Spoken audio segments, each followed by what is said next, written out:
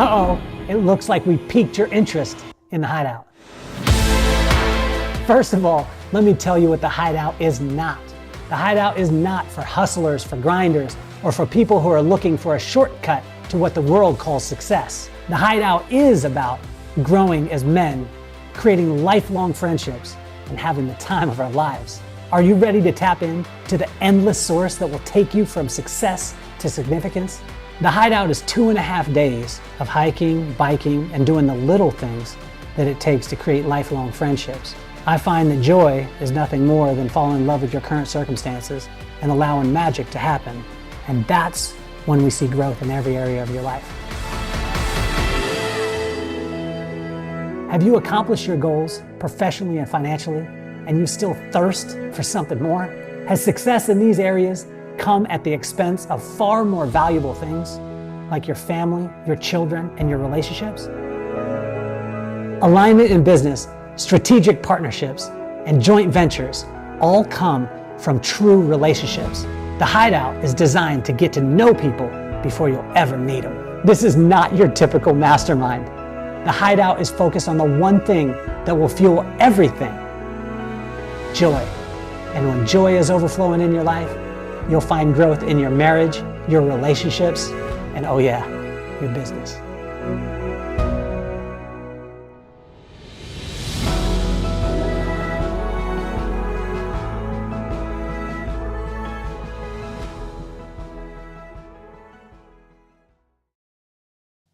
Welcome to the Kelly Cardenas podcast, where attitude is everything. On today's show, I've got the perma grin on my face, and I've had it for probably the last couple of months because I made a new friend.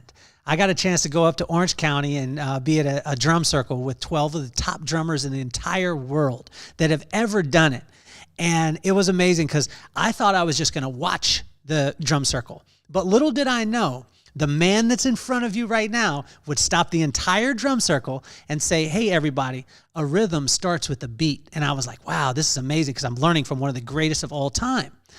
And he began to talk about that. And little did I know he was going to turn and point at me and say, "Give me a beat." Well, I've never played the drums in my life. I was beating on that drum and he said, "Give me a beat." And everybody's looking at me. And then I just started doing this beat and I was praying to sweet baby Jesus to make sure that my beat stayed in place. And he started doing a walk and he said, "Some people walk normal." And then he said, "But other people really get into it and they live their life." And he started limping a little bit. And he said, "Yeah, that's it. That's it. Keep that beat going." He kept pointing at me, "Keep that beat going." And then he pointed over to Rick Allen, the drummer of Def Leppard, and said, "Come on in behind." And he came in behind. And then Lenny Kravitz, drummer, started playing the cowbell. And then everybody went to my beat. And this man that is one of the most legendary drummers in the entire world, a musical director, a producer, has played for Little Richard from the time he was 14 years old, played on Saturday Night Live, the first episode, played with Elton John, George Harrison, Bill Withers, made himself small so he can make somebody else big. And he made my entire day that day. And that's the reason why I think he's one of the most legendary guys on the planet. So please welcome to the show, Mr. Alvin Taylor. Awesome. Thank you so much. Wow, what an introduction. You know, it's amazing. Our thoughts and actions really shape who we are, and it really affects other people that are around us.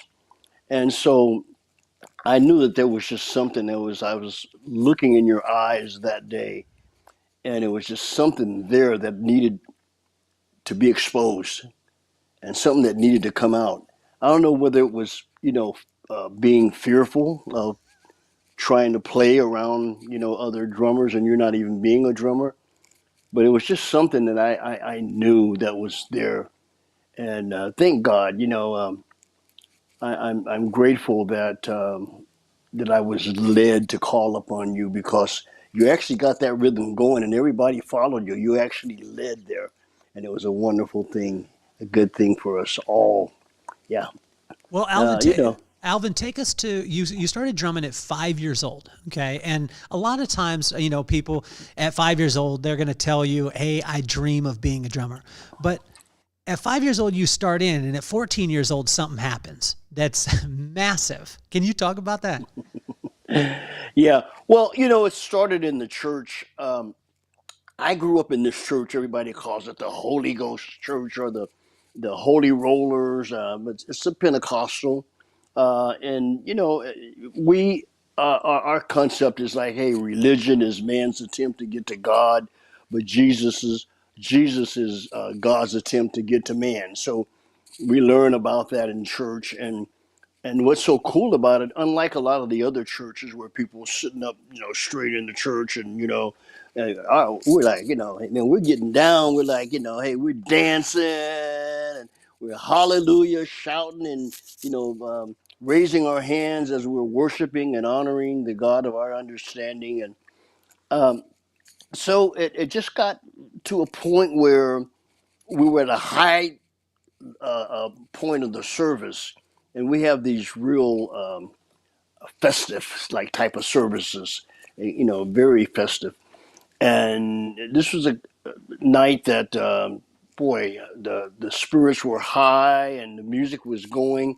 Like I said, unlike a lot of churches, we had instruments in our church, and some folks they don't know nothing about instruments. And what an instrument in the church?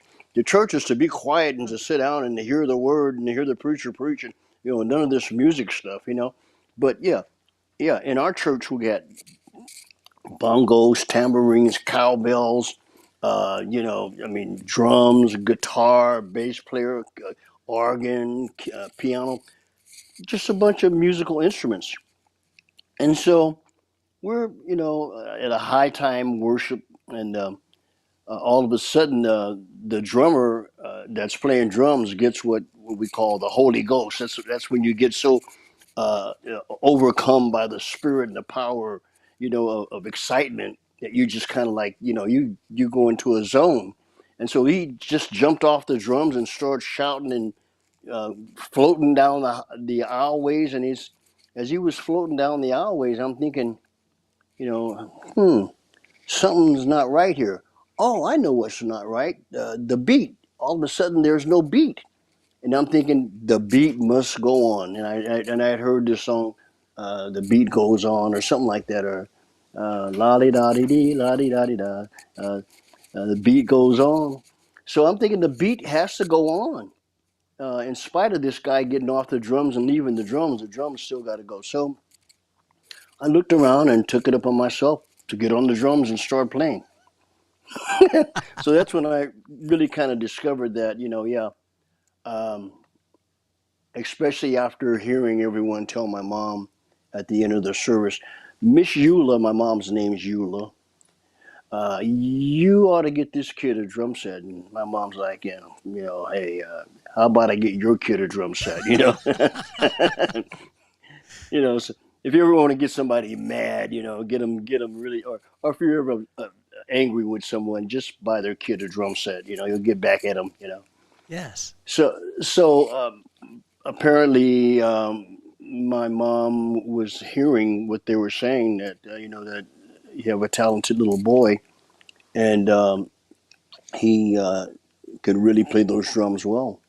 So the next thing I know is that, hey, with all that attention, I thought, okay, I know exactly what I want to do for the rest of my life. I want to play drums, and so I started playing drums, and they would um, ask me every now and then to play drums on a Sunday morning or Tuesday night when I would walk in, and so I get a chance to play drums. And I discovered in the church where I was attending that I had a talent that I could play drums.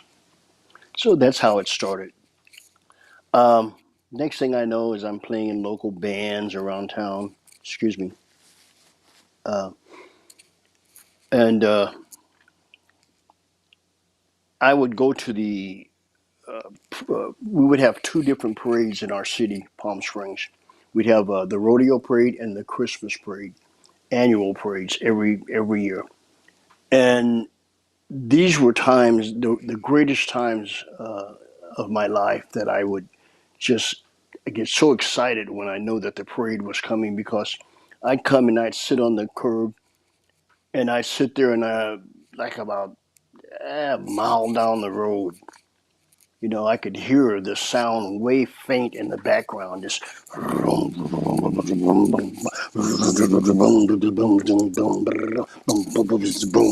and I was like, oh man, the closer the beat got to me, the closer they got, the more my shirt was just jumping out of my.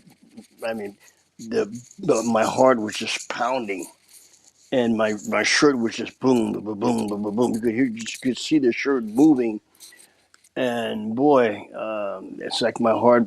It felt like my heart was just going to jump out of my chest, and I'd get excited, and I see the drum major with you know, the big hat and the baton, and even today, I still wear the drum regalia, and as you can see, the way I'm dressed now, it's. I just love the band, the big band, and the drum sounds, and so yeah. One day I remember getting lost. I was like, I followed the band. I was watching the band. Before I knew it, I'd walked away a mile down the road with the band. And my parents were wondering where am I. They're looking all over for me. I'm down the road with the band. So discovered that I had that talent, and then you wanted me to talk about the second part of that. By the time I was 14, I was washing dishes uh, at the Biltmore Hotel, and I'd gotten a promotion to be the busboy. So I came from out of the kitchen, and I'm out in the dining room now, and I'm kind of bussing tables. And there was a band there called the Soul Patrol, and the drummer would get so inebriated that he couldn't finish the set.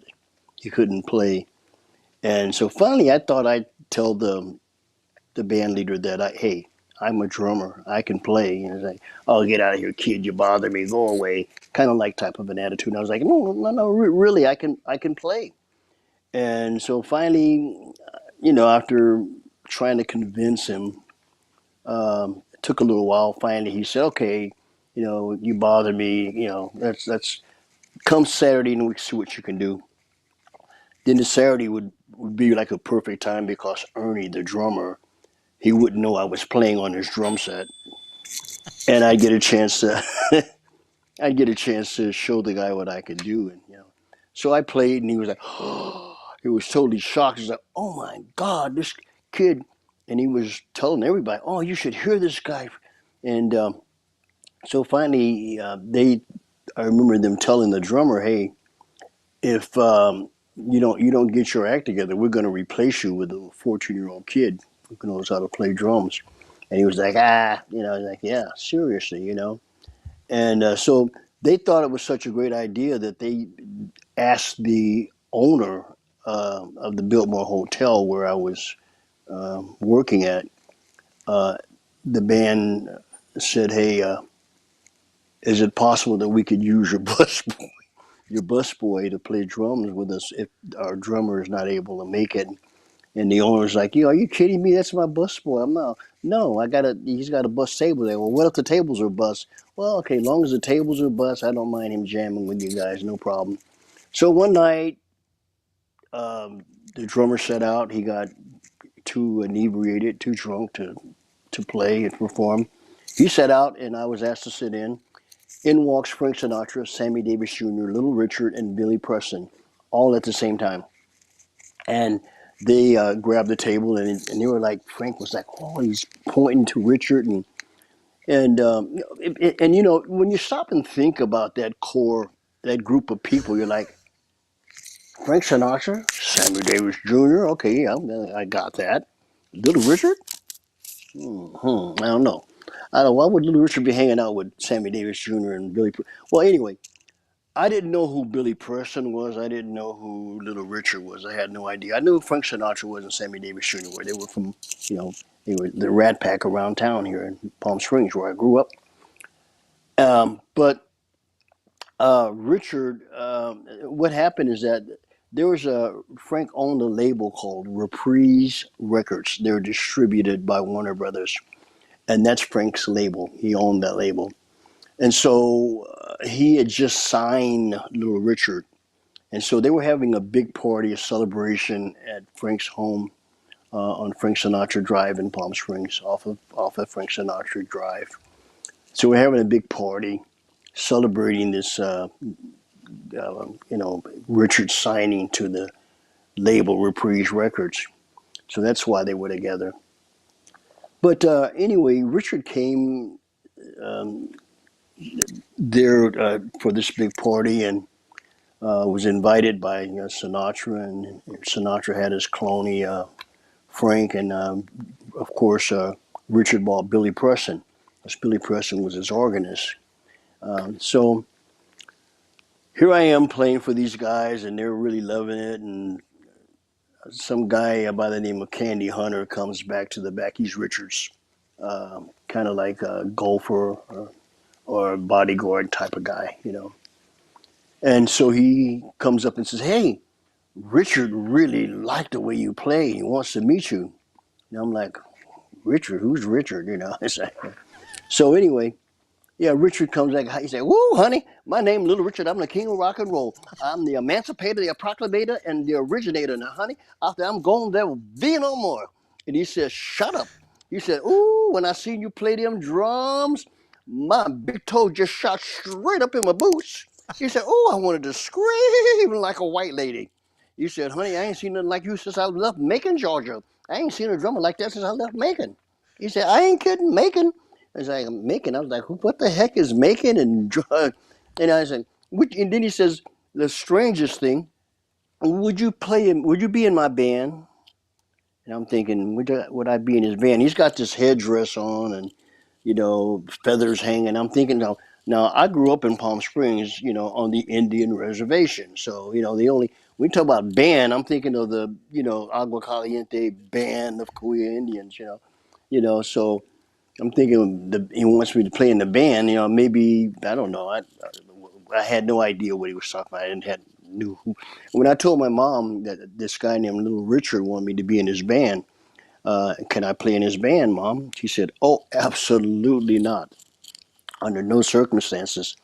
And then she was like, Richard not wanting to be outdone had his manager to call my mom and talk to her to try to find out what her concerns were. She was like, "Hey, he's only 14 years old. He hasn't finished school, and oh, don't worry, we'll have bodyguards with him. He won't be on the bus with the rest of the band. He'll fly first class with Richard.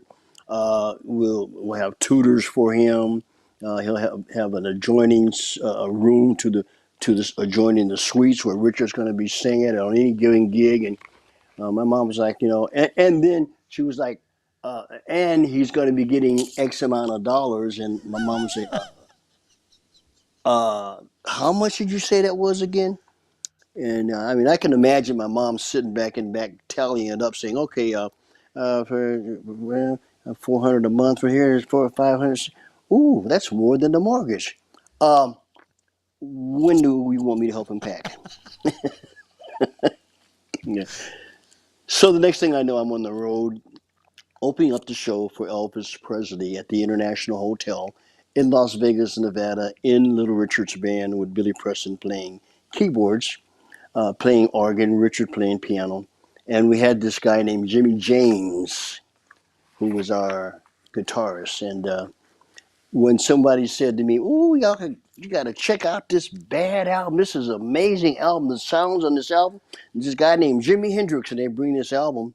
And I look at the album and say, "Jimi Hendrix? That ain't no Jimi Hendrix. That's Jimmy James," because we knew him as Jimmy James. That was our guitar player. And so that's the beginning of my career. That's how it started. And there's a lot of stuff that's happened between that time and where I'm at now. So now talk to us too, Alvin, because a lot of times, that bang kind of happens, right? So you end up in Las Vegas, you're playing with Billy Preston, with Little Richard and Jimmy James, as we know, Jimi Hendrix, opening Right. for Elvis Presley. At 14 years old, what is going through your mind at this time? Or are you just locked into the drums and so happy that you're playing the drums? Well, I was so focused on my parts, and who happened to be very talented and very, very nice man. And I knew him as this nice man, you know. And oh, there's that nice man, you know, as Elvis Presley. He was always asking Richard, and he called Richard King, by the way. He said, "Hey, King, is everything okay, King? Hey, King, I'm going to do this, I'm going to do that, I'm going to bring this, and I'm going to do that, and I'm going over and I'm going to have that. Hey, King." It was always, you know, Richard was like the Godfather. You know, it's like everybody respected and loved him. And I mean, everybody would show up there. I mean, Anne, Margaret, Three Dog Night, Rolling Stones, Mick Jagger, Ike and Tina Turner. I mean, you name it, everybody was there at Richard's show. The president, you know, the Queen would come over, you know, from England, and all kinds of um, preachers and great Billy Graham, you know, great leaders of the world would always be there at Richard's shows to see him.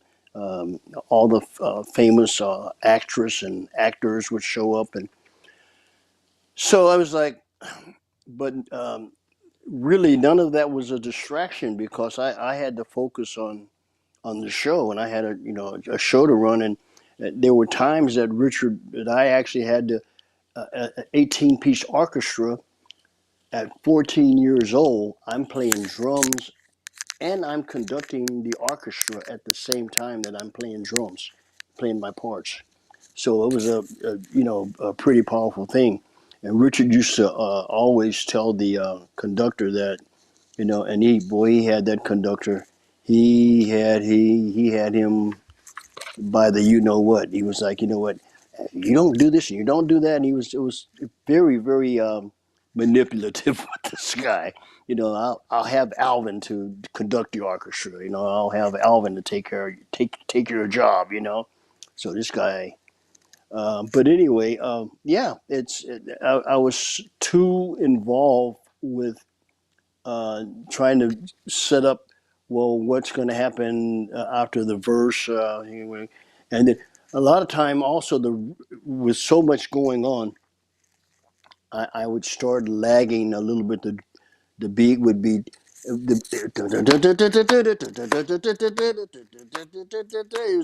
beat would get a little lax, and Richard would look over at me and go, "Watch my shoulder, watch my shoulder, watch my shoulder," and he would be, "Watch my shoulder," you know, and so and it's a thing that all the guys that's ever worked with Richard would always say, "Watch my shoulder, watch my shoulder." You know, we would do that, of course, when Richard wasn't around. You know, "Hey, watch my shoulder." You know, so yeah, um, it was fun working with Richard, but I had to keep my mind really occupied with what I was doing, so I didn't think too much about who Little Richard was or who Elvis Presley was. I mean, it was just I'd meet somebody and see them, whether it was John Wayne or whoever it was, you know, that I'd run into, and I wouldn't think anything of it because I know they were there to see the show and to see Richard, but I had to be thinking in my mind, what's my next move? So I was really occupied with a lot of the things that were going on. So none of that stuff fazed me. It was just like nothing really. So if 14 you're doing this, how long does the show run where you guys are opening for Elvis and you know you're happen to be playing with Billy Preston and then Little Richard and Jimmy James who and who we know is Jimi Hendrix. How long does this show go on and then tell us the next step? What's the next thing that kind of pops and happens for you as you go? Well, you mean in terms of years or in time of an actual show? As far as the actual show, because I mean, it's incredible because like we hear the sound bites, right, Alvin? Like we hear the sound bites about Alvin. Oh, Alvin at 5 started drumming, 14 got started traveling with Little Richard, opening for Elvis Presley, and then. But a lot of times we don't hear the in between. So you're Right. playing there in Vegas. What happens next? Well, you know, we next we would end up going to another place. I remember Don Rickles was booking agent. He doubled as a comedian and a booking agent for a place called the King's Castle in Lake Tahoe. And I was Richard had this back in the day. We didn't have these the phones that we have with the speakers, speaker phone, and you can hear I got you on speaker. Well, Richard would have kind of like a shoebox, a makeshift kind of a thing that you could take the phone and put it in there, and then it would echo, so you could hear the conversation, without having the speaker phone. You could hear it. So Richard would drop the phone in the box, and he could walk about and talk. And he said, he said, like, Don Rickles is on the phone, and Richard always called him Don Wrinkles. Don Wrinkles. Don Wrinkles? He said, "Oh, honey." He said, "I'll talk to him." He said, "He kind of funny, but he ain't as funny as Mom's Mabley. I like Mom's Mabley a whole lot better. She can out joke his ass any day." You know? And so Don Rickles would be on the phone. Richard would say, "Oh, Don, honey, I'm sorry. Hold on 1 second. I'm trying to get this one hair to act right. Excuse me, honey. I got it." And then Richard would be messing with his hair in the mirror, and Don Rickles would come on. He said, "What, Don? What could I do for you, honey?" And he's like, "Richard," he says, I'm booking acts over at the King's Castle." He said, "The King's Castle?" Richard said, "Yeah." And he says, "And we thought that it would be great to have you over at the King's Castle, and just wondering how much you charge."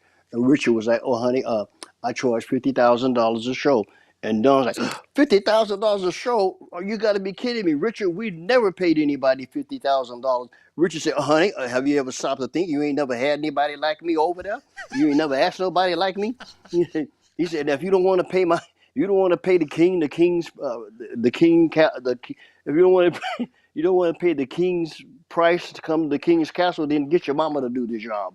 She'll probably do a better job than me anyway." You know. so it was kind of funny to see how Richard handled business and how he talked to people. And um, so on any given day, we'd be doing another gig somewhere else, doing festivals in Europe. The Yeah, I can't think of the name of the show that we would do every year in Germany, the Oktoberfest. Yeah, the Oktoberfest. And so we would do those shows. And so there was always something going on. And then finally it got to the place where things started to die out a little bit. Um, Richard would take these vacations and go do just a promo thing, and he wouldn't need the band. And I remember him saying, "I'm going on a hiatus," and I didn't know what that was. And in fact, after hearing it, I got the word wrong. I said, "Hey, Billy," because I didn't know what it was. I said, "Billy Preston, hey Billy, what's a hiatus?" Richard says, and Billy was look at me and say, "A hyenas? What do you mean a hyenas?" Um, he says, "In what context did you hear that in?" I said, "Well, Richard was saying that he was going to take a hiatus." And I said, "I don't know what a hiatus is." He said, "Oh, okay, a hiatus, a hiatus." I said, "Well, what does that mean? What does that mean?" He said, "Well, it means that Richard's going to take a vacation." He said, "For Richard, it's a vacation, but for us, it means we're out of work, you know." So the next thing I know, Richard was taking a hiatus, but Billy, wanting to continue to work, asked me if I wanted to continue to work and earn a little money and do stuff. And I was like, "Sure." So next thing I know, we end up over at Motown. Met a guy by the name of Tony Jones and Suzanne DePass, and they are giving us a lot of dates working with the Jacksons individually, collectively, Smokey Robinson, Stevie Wonder, Rick James, Tina Marie. I mean, the Originals, Temptations. So, I mean, you name it. We were working with all these acts, doing all these Tamala Motown recordings, and so I ended up becoming an independent studio musician, and always wanted to be in a band, but really, I had a chance maybe a couple of times to be with a few of the different bands, but I chose not to. I didn't really want to. I was in a group called the Eric Burdon Band with Eric Burdon from the Animals after he had put together the band War, and after that band War, he um, initially asked me to be his drummer with the Eric Burdon Band. I turned down the gig for War, the band War. I could have been the drummer. I never wanted to really be a part of a big band like that as a drummer. I didn't mind being a part of a small band. I don't know. I guess I'm kind of a ham. You know, what I mean, like, hey, if I'm going to be in a band, I want to be in a band like the Who, where there's only three or four guys that we can name, and I'm one of the guys. You know what I mean? Alvin, what do people not know about Motown? I mean, because that's like part of the fabric of our country and a part of music. But you were there at the very beginning. You're there with all the legends. What do we not know about Motown? Well, Motown was a family. Motown was a family, and you know, you hear about groups like uh, well, there's Leland Sklar and those guys, the family, you know, and at one time we were called the Section, you know, with Waddy Wachtel and Danny Kuchar, and the great drummer Russ Kunkel, Leland Sklar playing bass, Clarence McDonald on keyboards, and they they they were a family, and to the degree that, you know, if there was like Jackson Brown, Carole King, Linda Ronstadt, and maybe two or three other acts that were going to be doing this show, well, they would have the same band to back up everybody. It would be the same band for all those groups. Well, that's the way Motown was. Motown had the Funk Brothers.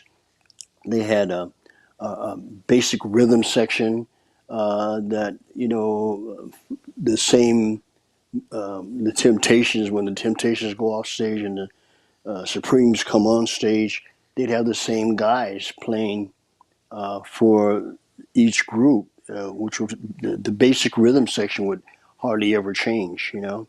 And so it was with the records and recordings when they had James Jamerson playing bass. Every now and then they would have a different bass player for whatever reason, but it was a family. It was just, that's basically what it was. It was just, you know, a total family. Did you know that Michael, like when you came around the Jackson 5, did you know that Michael was going to be what Michael was? Um, Not in the sense of what Michael became. Okay. Yeah. I always knew that he was something special and something amazing because I never seen anybody that worked so hard. This kid worked so hard. We had an adjoining room right next to them, and we saw the mirrors, you know, where they would get in front of the mirror and do their steps together and uh, try to dance and to get their dance routines down. And when the band was gone home and all the other brothers, you know, were somewhere gone, there would be Michael there in that mirror by himself, trying to get it right, trying to pose, see, and the way he was dancing, and it was just. So I knew there was something special, something unique and different about him, and I knew he tried harder than the rest of them. So, I mean, I had no idea how it would pay off. I didn't know that it would pay off the way that it did, but it didn't surprise me. So, Alvin, when you think about you starting to drum at 5 years old, right? It wasn't like in that church service that you read music right off the bat. You felt it. Am I correct? So this was something that was natural inside of you. What is the difference between the kid who picks up the drums, is natural at it, and then the kid like an Alvin who is natural at it goes, and then bang, these things happen. Help us to understand what the magic, I know there's no magic beans, but to the young drummer out there, what would your advice be that, they're picking up the drums, they're starting to do it, they're starting to aspire to it, but when they're saying they want to be a drummer, then maybe their parents or their uncle or somebody is saying, you can't do that. That's not a real profession. But then we got the Alvins of the world. Yeah, you just got to keep exploring. Never take no for an answer. Just when they tell you that it can't be done, just keep doing what you're doing, because all along, when they're telling you that it can't be done, you're doing it. You're doing it. You're doing what they said that can't be done. When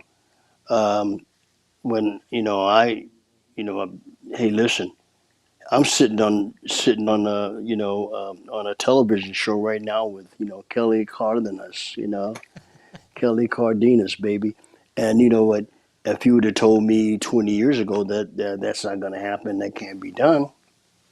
Well, if I continue to do what I'm doing, eventually something is bound to happen. Eventually, I never thought that I would ever, play in the front of the Queen, do a royal performance for the Queen. It's impossible. And if someone would have said to me, you're going to be doing, you're going to be playing in the front of the Queen, with the Leo Sayer, I'd be saying, nah, that's impossible. That's not going to happen. I'm not even going to be able to play with Leo Sayer.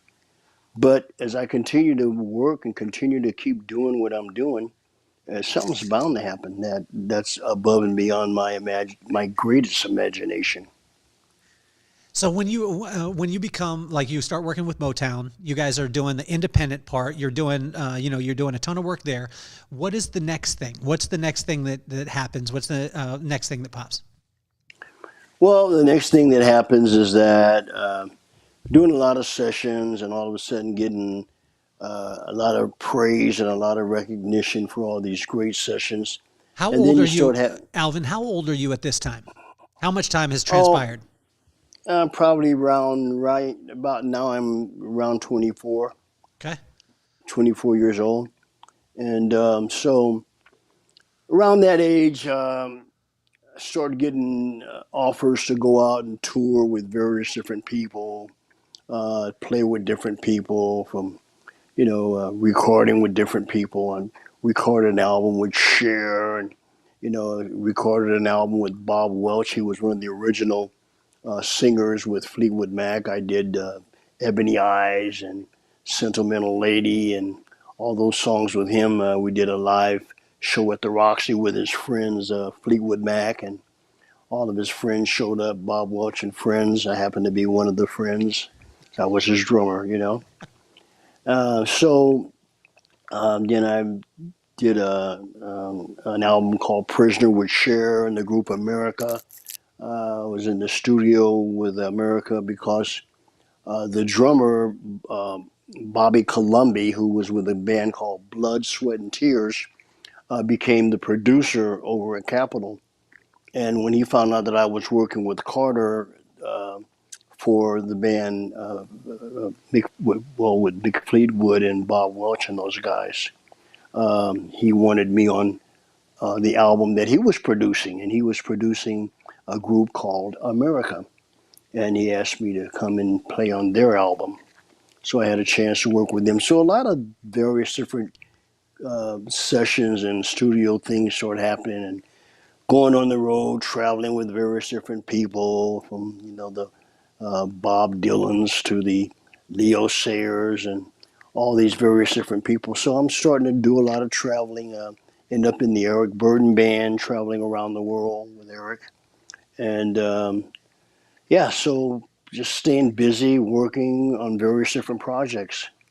Did you know when you did the first episode? This blew me away too, because you were on the first episode of Saturday Night Live, and you were drumming on that. Did you know what Saturday Night Live was going to be when I you don't did think it? s- I don't think Saturday Night Live knew what it was going to be. I mean, all that I know is that everybody on the show was so nice. The every nobody. It was so much excitement going on. Nobody chose to close their dressing room. Everybody left their dressing room. So as you're walking backstage, you're able to see people sticking their head out as you're walking through the. I mean, there's Chevy Chase and John Belushi over here, and Gilda Radner over here, and Garrett Marsh, and these are just I mean, these are people that are first time hey, we're prime time players, daytime players. We got a show, and we're just all doing a show. That's all that it was, you know. And so we were just all called to be characters on the Saturday Night Live, and I happened to be one of the characters, which my character was my position was the drummer with Billy Preston, playing nothing from nothing leaves nothing. So yeah, and I'm grateful for that show. I'm telling you, everybody on that show became famous and had a very lucrative career indeed. And I'm grateful to be able to say that I was a part of that. With this humble spirit that you have, and for everyone listening, when you meet Alvin, if you get the opportunity to, um, this is who Alvin is. And when he said, like, at 14, and I'm freaking out that you're playing with Little Richard, Billy Preston, and Jimmy James, we know as Jimi Hendrix, opening for Elvis, I'm freaking out. And you're like, nah, I'm 14 years old. I need to focus. I might be the conductor. I might be the drum. Has there ever been any pinch me moments in your life where you were just about to play, or you met someone and you said, holy cow? Or did you stay in that Alvin mentality all the time? Well, pretty much it was. I always had to be focused. You know, I had to be focused no matter what. I was backstage, uh, and some guy came up to me. His name was Clive Franks, and he says, "My name's Clive Franks, and I'm a producer." He handed me his business card. He says, "You're the greatest drummer I ever seen in my life." And I'm like, "So?" And he's like, "Well, I'm getting ready to produce Elton John, and I'd like for you to be on that album. I'd like for you to be the drummer." Hmm. Wow. So I'll tell you, my thought was, "Holy crap, am I going to be able to do this?" That was the first thought that came to mind. And but this guy here is a producer, and he's apparently thinks that I can. So let me start preparing for this right away. So that's what my thought is. My thought is, okay, well, what do I have to do to live up to whatever it is that this guy sees? So I never had time to stop really too much to think about the glory or the how wonderful it is and how great it is. It's like, excuse the expression, get your ass in gear and be prepared to do the work, because that's what it was all about. It's about, let's do some work, you know. And it never. I mean, yeah. Later on, you see the fun parties and all the you're riding in the limousines and the all the glamour, and all that stuff, and that's all a part of it. But you don't think of it when you're in that. You're concentrating and focus on, what do I do on stage? What do I do when the red button comes on? When the red and white button are pushed together and they go, take one. You know, what do I do then? If I'm too much thinking about, wow, Elton John, or wow, Little Richard, or anybody, whoever it is I'm playing with, I'll miss. Uh, how do they say it? You'll miss the, yeah, don't miss the moment. Uh, for the season or whatever. I don't know how, whatever you say. I just didn't want to miss out on anything because I'm caught up in ecstasy for something, or I'm thinking about something that I shouldn't be thinking about, when I need to have my mind focused on why they got me here. You know, what am I here for? Is How that were how were you able to, Alvin, keep your mind in that place and your body in that place? Because there's a couple things that are synonymous with rock and roll, right? We know what they are. I mean, obviously there's the music part of it, but then there's the extracurricular. And a lot of times we see bands break up. We see, amazing artists end up not being able to produce music because of the things. How were you able to keep your mind straight in the midst of all the stuff that you were dealing with? well, you know, I hate to say it. I'm no saint. We love when you say that, Alvin. We Hey, love that. look. It might not be good English, but let me say it this way: I ain't no saint. I ain't no saint. Or I'm striving to be the very best that I possibly can be in hindsight, after looking at everything. But yeah, I screwed up many times. There were many times that I was involved in things that I should not have been involved in the wrong place at the wrong time.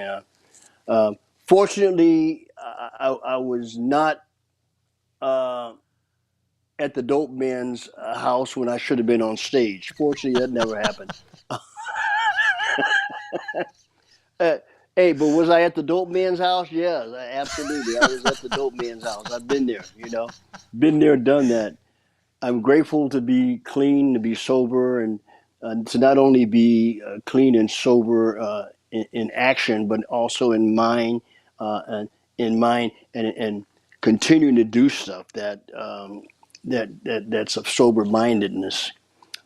So yeah, it's easy to get in trouble if you don't stay focused and if you don't continue to do what you're supposed to be doing. And so I was around a lot of people. A lot of extracurricular activities going on backstage, and I knew that if I participated, that I would not be able to pull off a good show. And in spite of them and their position, doesn't mean that I can't put on a good show. And so I'm going to be, if nobody else is going to do a good show, I'm going to be one that does a good show. So that was my mindset. It kind of helped me. That kind of saved the day for me, because I'm telling you, man, especially back in the day when cocaine came on the scene. They called it nose candy, and I like candy, you know, and so so when they talked about having um, an opportunity to participate, I would quickly play the tape ahead, fast forward, and say, okay, will I be able to get through the show, or will I mess the show up? So it was always about the show for me. Yeah. It was always about making sure the sound and what I was doing was going to be the best thing. So I didn't mess up in that respect, but on the other end, boy, after the show, let me tell you, tell you. So tell us one of the funniest stories that you experienced, whether you were out on the road or in the studio, that a lot of times we don't hear once the record comes out or the tour happens.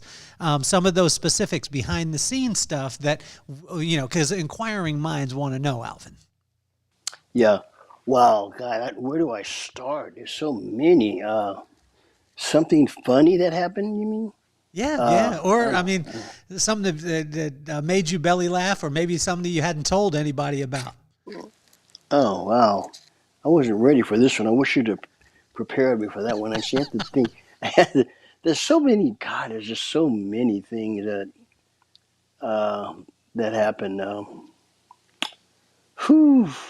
Uh, okay, so we're on a plane with Billy Preston.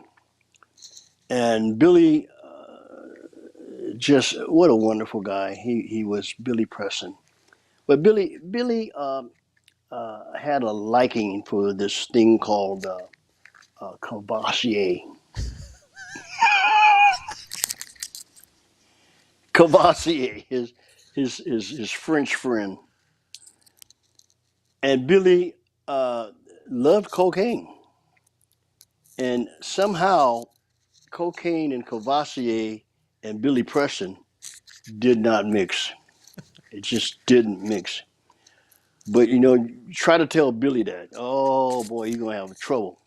Trying to get that across to Billy. So we're on a plane. We're headed to I don't know, somewhere back south, and Billy wants to practice one of the songs. And this is, I think after we had just finished getting Nothing from Nothing Leaves Nothing. It was big on the radio, and so we're trying to learn the song so we can record it is one thing, but playing it live is a whole different thing. So Billy puts on a set of headphones, and you know, back in the day, you could bring your little, uh, as Ray Charles called it, your little nip. Don't you fall down and bust your lip after having your little nip. Let's go get stoned. And back in the day, I mean, they didn't search your bags like they do now, and you could bring on, a fifth of vodka or, whiskey or whatever. Billy had his Cavassier, and of course, he had his coke, his cocaine, and his um, cocaine and Cavassier just don't mix together, too good. So I mean, it's just like you got this high one thing, then you got this, you're mean, and you got your happiness, you're happy, you're mean, So it's bipolar type of stuff. Uh,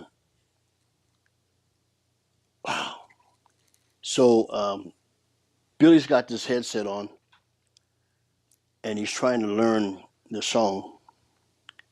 Recording it is one thing, but playing it live is a whole different thing. So Billy's dun, dun, dun, nothing from nothing. He's screaming at the top of his lungs, and he's got this headset. And people are looking around on the plane and like, what's wrong with this nut? Who is this guy? And most of the people that knew the song had no idea that was Billy Preston, the guy who actually sings the song. Yeah. But he's singing this song, and we're all, the whole band, we're like, hey, Billy, shh, bring it down. And he's like, oh, hell, man, ain't nobody thinking about these people, man. I ain't talking that loud anyway. And he's like, just everybody on the plane is hearing this. Finally, the stewardess comes over and tells Billy, hey, sir, could you please keep it down a little bit? You're disturbing the tenants next to you. He said, well, hell, let them move over and get another seat somewhere. I got work to do. He's like totally inconsiderate of everybody, drunk out of his mind, just totally. And so they kept telling Billy, and so finally, when we arrived, I can't remember where it was, in Mobile, Alabama, somewhere in South. We landed. We were supposed to land and drop off a few people and take off and go on to the wherever we were going to go. But when we stopped, it was like the marshals were there, the local police, and they all come. They grab Billy and take Billy off the plane. Oh yeah, it was in Memphis, Mm. and so Al Green ended up at the police department bailing Billy out and bringing Billy to his house. And I think Al chartered a private uh, plane to get Billy to the next gig, wherever it was that we were. So anyway, uh, that was probably one of the saddest, but still funny things that actually occurred at the same time it was happening. We thought it was pretty funny. So Alvin, one of the crazy things is at 14 you take off. You're with Little Richard. Then you go into the independent side. You're connected with every single. I mean, the top musicians in the world. You're living this life that is unbelievable, but you're staying focused. You're getting your thing. You said that you visited the dope man, but the police weren't at the dope man's house when you came. Thank God. So you're going through all this stuff, but there's something happening back in Palm Springs in Section 14.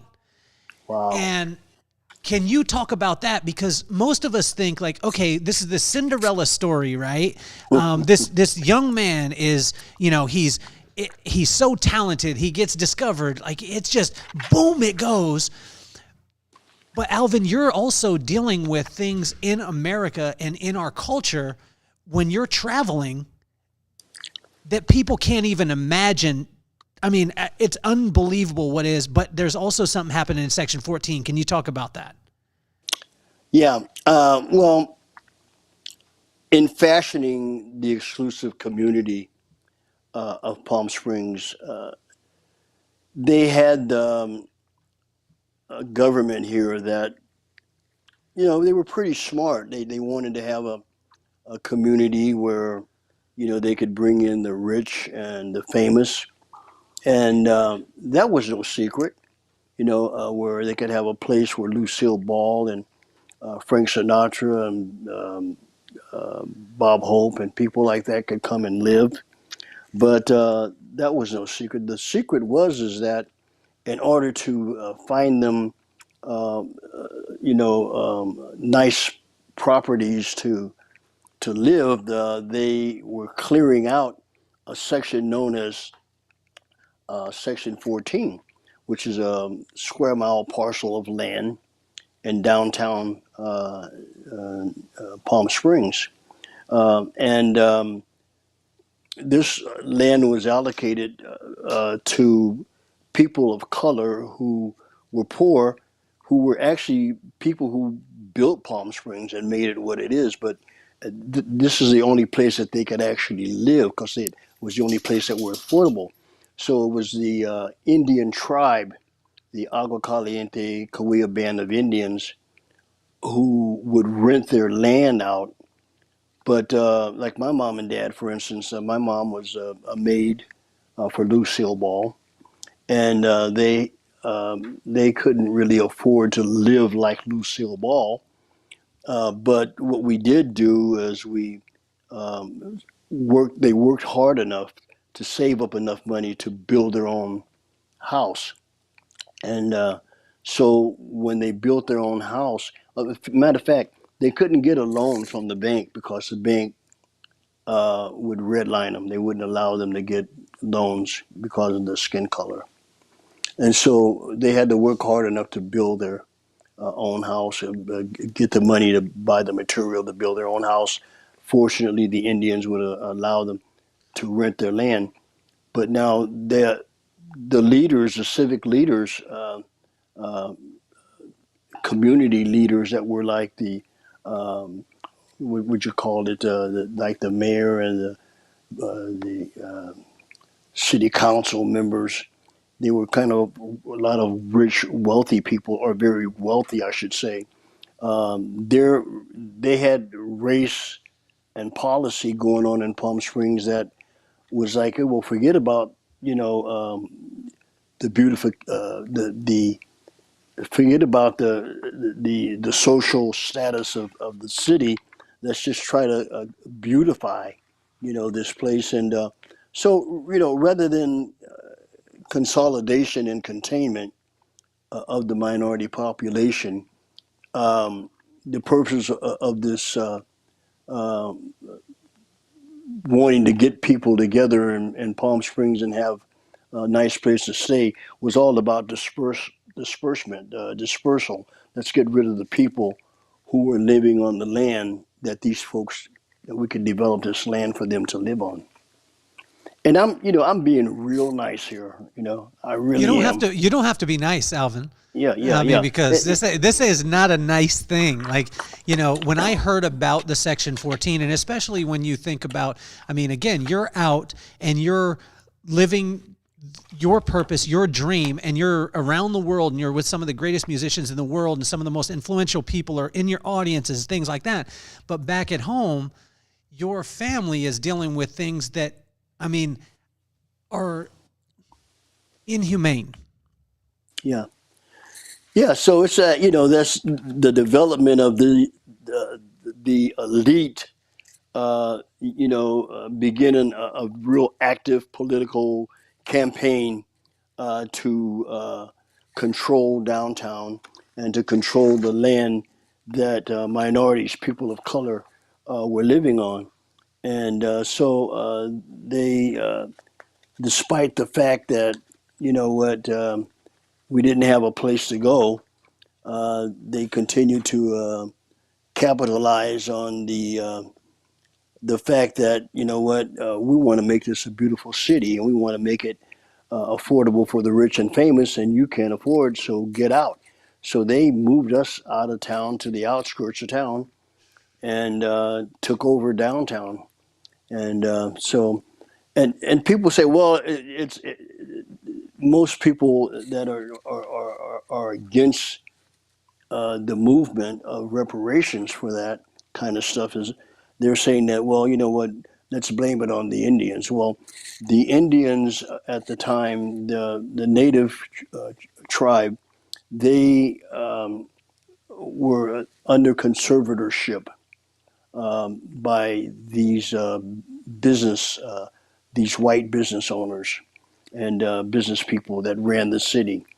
So even though they fought for sovereignty over their own land, they didn't have the ability to do that because the city, they controlled how the government ran. And so they would come up with all kinds of ways to, you know, make sure that the underprivileged didn't get a chance to live in the city. And so it was just a horrible thing that took place. And yeah, just if you want to read about it, just Google section Palm Springs Section 14, or you can even Google my name, Alvin Taylor, Section 14 Survivor, and then a bunch of articles will come up. It's in the Smithsonian. There's what do you call it, a display in the Smithsonian Institute about it, and yeah, it's a horrible situation. Alvin, if you weren't being nice, what would you say?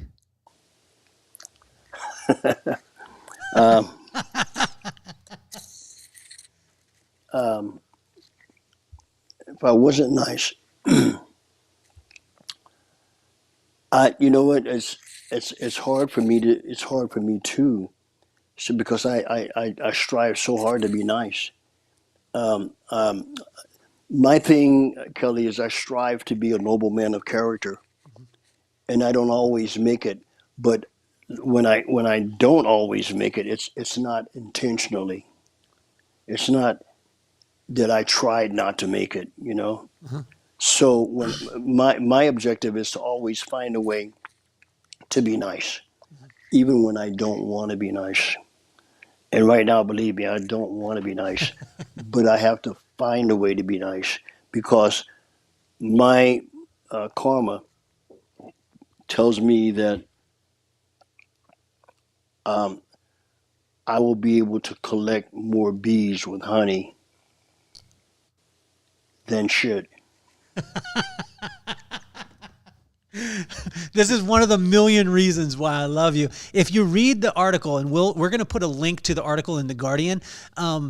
Alvin's family and the community, their homes were bulldozed. They were burned. They were displaced. They were put out of their own homes, and without anything, without any explanation, and just saying that, hey, we're just taking this. So he's also, I mean, honestly, one of the most kind people, gentle, humble.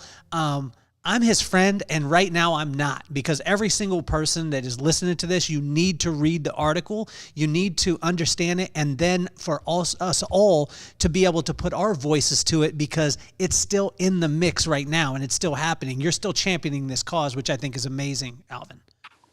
Absolutely, yeah. We're dealing with it. We have some great people that are working on our team with us, along with us, and my sister Pearl happens to be a chairperson for Section 14 survivors and descendants, and we're working with an amazing attorney by the name of Ariva Martin from Martin and Martin. Well, I just think it's amazing. I want to go back into because during this time when you were you have such a positive outlook on it, there was some things that you were dealing with when you were in your musical career because at the time in our country also, you probably, I mean, am I correct in saying, Alvin, that there was times where you weren't treated the same way that other musicians were treated while you were doing the exact same work that they were doing? Well, that's true as well. Yeah, absolutely. Yeah.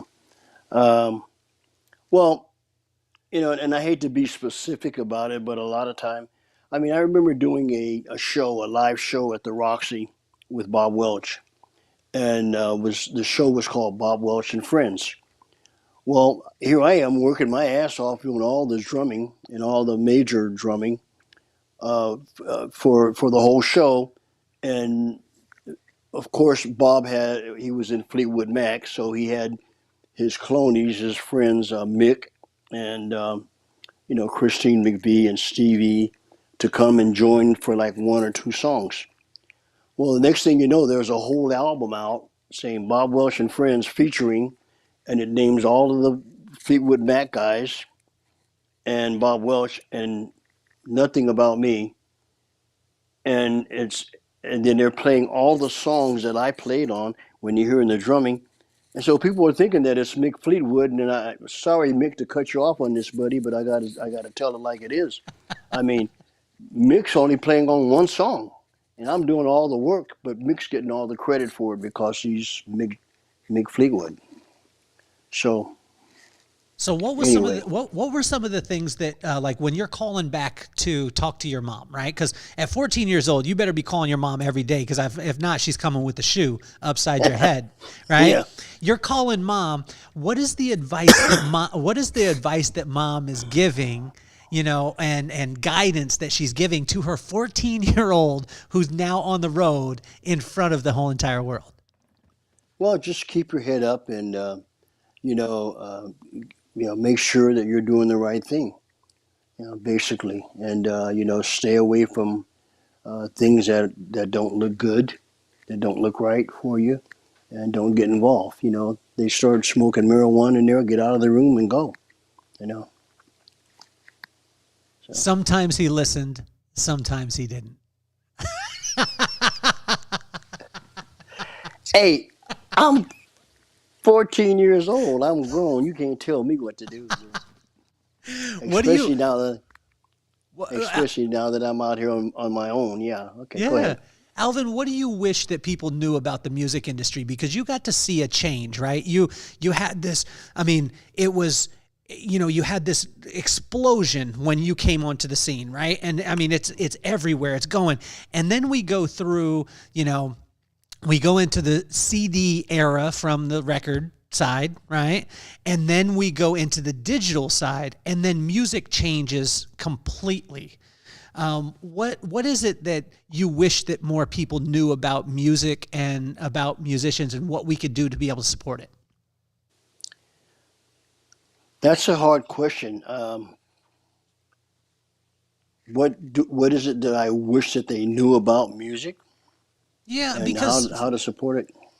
for us, a lot of times, a person would. I remember it back in the day. Like I get the tape, and then I put the tape, little scotch tape over the top of the little thing, and then I'd be able to get my own recording off of it, and then I'd share it with my buddy, not knowing not knowing that in the future my friends would be those musicians who that would be their livelihood, but I'm just doing something that I think that no, it's no big deal. I just share it. But obviously you've seen the music game change so many times. Where do you see it going right now?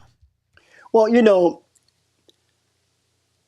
now is the greatest time to be an independent artist. There's no greater time than being an independent artist than now, because so many of the record labels have stole and taken money from people. They've taken the shirt right off of the artist's back. They've taken their shirts right off of their backs, and in order to put food on the table, I have to work. So if I work to put food on the table, but the money that I make that I can put food on the table, some clown is grabbing that and taking it from me, then I'm working for nothing and I'm not able to feed my own family. So, um, yeah, man, support music, support your local musicians, support your local music. And you know what? If you see a shirt, you go to to the store. You don't grab that shirt and stick it in your pocket and walk out. You pay for it. So pay for it and make sure that make sure that you're supporting your local musicians. Um, Not just those who are signed to major record labels, but those who are independent, those who have their own label, those who are just doing it over online. Support these online shows. Support these online people that have that sell their each CDs online without a major record label behind it. Joe Blow's records. Or some group you never heard of. You like the music, buy it, support them. Alvin, what do you wish that people knew about the record labels? Because I think a lot of times as a kid consuming music, I would see somebody that had a record out or got a record, got a record deal, and I would think, oh wow, they're riding off into the sunset. They got one record, they're riding off into the sunset. Everything's going to be cool for them for the rest of their entire lives. What do we not know about the record labels as you grew up in it? Well, it doesn't quite go that way. I mean, just because you see me riding in a limousine and smiling, with a diamond ring on my hand, doesn't mean that I'm not going to pay for this diamond ring for the rest of my life. It could have been this could just be a loan to make me look good for now, and I could be paying this off for the next 20 years. But at the time that I want to look good, and at the time that I want to ride in a limousine and want to be on TV and want to look good and wearing all my nice jewelry and jewels and stuff, that could set me back for 15 to 20 years. So all that's my mom used to tell me all that's glitter is not gold. You know, so all that glitters is not gold. So just because it looks shiny doesn't mean that that someone's made it. And they've done good. So just realize that a lot of time these artists uh, they haven't really made it. Um, you know, when you're going up and getting an award, it doesn't mean you made it. I mean, you might have gotten an award, but you still might be in the hole, and you may not have made a dime, as even though you might look good. You know, so I don't know. Just be careful. Looks can be deceiving. Let's just put it that way. Alvin, we were talking yesterday, and you said something to me that was so impactful. You said to sacrifice the illusion. And we were talking about the spirituality side. And for you having, a lot of times I think people look at accomplishments of individuals and they're like, oh, wow, either they want that thing, but they don't realize the amount of work that goes into it. But also, they don't realize that the reason why you're able to accomplish what you accomplish is because of the person that you are, not what you do or your abilities. And you said sacrifice the illusion yesterday. Can you explain this to the audience, because it blew my mind? Well, I was just saying, basically, in order to know yourself, you really, let's put it this way, um, a self appraisal, an appraisal of oneself is insufficient. So it's better to get with someone who can take a look at some of your fault and kind of point some things out for you to see, in order for you to see them. Because you know what, if you want me to tell you about myself, I'm going to tell you all the good stuff, and I might not tell you about some of the bad things. That you might be able to help me with. So if I'm going to be honest and tell you about everything, I get a chance to sacrifice. Um, so to know yourself, you have to sacrifice the illusion that you already do. So in other words, I'm feeling like I already know everything about me and it's all good. So I don't need to know anything else, basically. But if I'm going to really know myself, I need to sacrifice the illusion or the delusion. Sacrifice the delusion that I think I already do, because I don't. There's many things that I don't know about myself that I find out through Kelly, that I find out through you, I find out through others. If I'm humble enough to allow somebody to tell me about myself. Alvin, with the type of decorated career that you have, which is, I mean, unmatched, um, give us a couple high points for you, not from a standpoint of us, like, oh yeah, the pinnacle of music is to get this award. But I'm just saying that little thing in you that you said, like, that was so cool. Even if it didn't mean anything to the world, what was that to Alvin? Well,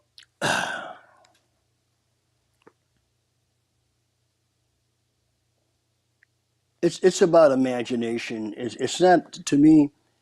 You know, the someone said the true sign of intelligence is not knowledge, but imagination. Yeah, imagination. So I have to imagine that I'm where I'm at long before I'm ever there. And if I can't imagine me not being there, I'll never get there. It's just like a drum part. Um, when someone gives me a session or a part to play, if I can't, if I can't get it in my mouth and be able to hum it, I'm not going to be able to play it. If I can't hum it, and if I can't get it in my head exactly how that's going to go, I'm not going to be able to play it. So if I can't imagine it before I play it, I'll never play it. How do you come up with the beats? Like, that just blew my mind in that one. And when we go back to the first of this show, this episode, and I told you about a time where I was freaked out. You pointed at me and said, "Give me a beat," and I was like, I didn't know where it was coming from. But where's the construction of it? Because you have, I mean, you have created some of the greatest beats of all time. How do you construct them? It's about feelings. It comes from a true life, and not necessarily a true life well lived. Sometimes it's pretty rough, and so it's being true to yourself, even the rough feelings. Um, you might have heard the song Ike and Tina Turner. They go, and Tina Turner saying, it's called "Rolling on the River," and she says, "We never." She says, we would take this song and do it, nice and easy, because we don't always do everything nice and easy, because the way we do things is always rough. You know what I mean? And so we have to be able to think about it not always being nice and easy. Sometimes it has to be rough. And that's what I was trying to explain that day when I was out there limping around. I was saying, hey, some of us can't march straight. Some of us have been wounded and we have to walk with a limp. And so, but at the same time, that limp still keeps us in the groove. Uh, we still have the groove even with the limp. So it's about, somebody said, not faking the funk. It's being real with it. Don't fake the funk, baby. Don't you fake the funk. Alvin, top five songs that you have played on and constructed. Alvin's Wow. favorites. I'm not talking about like chart toppers or whatever, which everything that you do is a chart topper. But Yeah. name the song and give me five. Give me the top five. Wow, that's really hard. I'm so wow. That's a real hard one. Okay, well, Ebony Eyes, Bob Welch. I'm gonna say there's a girl by the name of what's her name? Lauren Wood. Don't leave me. Don't leave me this way. Don't Leave Me actually is the name of the song. Uh, a song by Elton John called Give Me the Love. Um, a song by Eric Burden, Don't Let Me Be Misunderstood. I'm just a soul whose intentions are good. Oh, Lord, please. Now, it's funny how he said, oh, loud, loud, not Lord, not Lord, oh, loud, don't let me be misunderstood. So, yeah, and then I also like Natalie Cole, I Love You So. So I don't know if that's 4 or 5. I think that's 4. Give me one more. 4? Even if it was 5, I just want one more. Okay. I don't know the name of the actual song, but I would go and grab the View from the Ground, a group called America. Uh-huh. View from the Ground, and there's several songs on there. I don't know the names of the songs, but either one of those songs is a song that I played on, and it's a great album. Alvin, I like. Alvin, funniest Little Richard story. Oh, the funniest Little Richard story. Oh, Lord have mercy. The funniest. Well, the funniest Little Richard story, I guess, was boarding, deplaning the plane in Las Vegas, Nevada, and walking out to Campbell's, having 5 Campbells, and we get on the Campbells and we riding in the middle of the road for a publicity stunt only. We knew we was going to get arrested. He didn't know he was going to arrest the whole band though. So he didn't know the whole band was going to get arrested. He thought that only he was going to get arrested. But they ended up arresting the whole band, and Warner Brothers ended up having to bail us out, and we were on our way to the International Hotel to open up the show for Elvis Presley, but that was his way of getting publicity and press so that he could get people to come there and see him.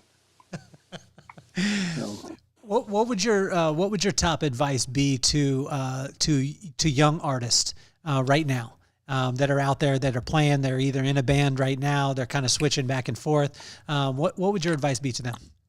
be true to yourself.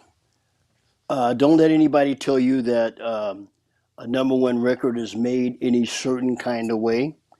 Um, People will tell you, well, you know what? There's rock's not out there right now. It's either got to be pop or hip hop, and if it ain't hip hop, baby, then it ain't gonna hop. If it ain't hip, it ain't gonna hop. And so and I say, hey, you know what? That's not true. Be true to yourself. Don't let anybody tell you that you have to compete with anybody. Just be who you are. What does the artist right now, like a hot artist right now that is on your list and say that you would say, hey, I really want to work with that person? That I would. Uh-huh. Well, every artist on the planet wants to work with you, but who does Alvin want to play with that you haven't yet? Well, I don't know. That's I don't know.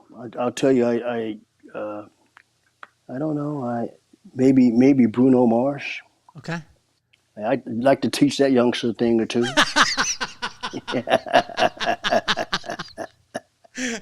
Who are you feeling right now in music? Like when you turn on music, I know you go back to the classics, and I mean, literally, you could turn on any song and you're playing it, so is your song. But what are you feeling right now? Well, it's hard to single out one particular person, but because I'm all over the place. I like everybody, but I still like some of the older groups. I still like Led Zeppelin, and I listen to a lot of those bands. And even though there's newer groups around, I'm pretty excited about this little girl, Olivia Rodrigo, and I kind of like The Weeknd. I like them a lot. Uh, but my favorite, I tell you, I like Doja Cat. That's my girl, boy. I'm telling you, Doja Cat. Yeah. Are we gonna is that a shout out? Are we gonna hear Alvin Yeah. on with Doja Cat? Hopefully, hopefully, Well, we'll hopefully be for doing her. something. Hopefully Hopefully for we'll be her. doing something. Yeah. Yeah. Alvin, I started the podcast because of my kids, Maddox and McKenna. I didn't get a chance to bring them up to the drum circle, but hopefully I'll get a chance to be able to bring them up the next time. Maddox is 11 years old, and he's the sports guy in the family. And then I got McKenna, who's the performing arts. So she's singing, dancing, and acting. And I started the podcast for the two of them, Maddox, who's 11, McKenna, who's 14, because I wanted to take iconic people like yourself, and I wanted to show my kids that anything was possible. You can start playing something at 5 years old, by 14 be on the road with some of the greatest people in that industry. And if you focus on your talent and your purpose, exactly where you're at, then all the rest of this stuff will fall in line. And I wanted to show them that there was no idols, that Alvin Taylor's not an idol in their life to worship, but he's an icon, and he's an individual and a person that has blood running through his veins, that has a phenomenal attitude and great work ethic. So what advice would you have for Maddox and McKenna? And if you could use their names, it would be awesome, and refer to yourself as Uncle Alvin. Awesome. Well, I'll tell you, just once again, set a goal for yourself where you want to be 3 years from now. And then every 3 years, kind of narrow that down. Where I want to be 2 years from now. Where do I want to be a year from now? And keep setting your goals, and just watch exactly how you every time you're like, okay, well, I thought that I wanted to play the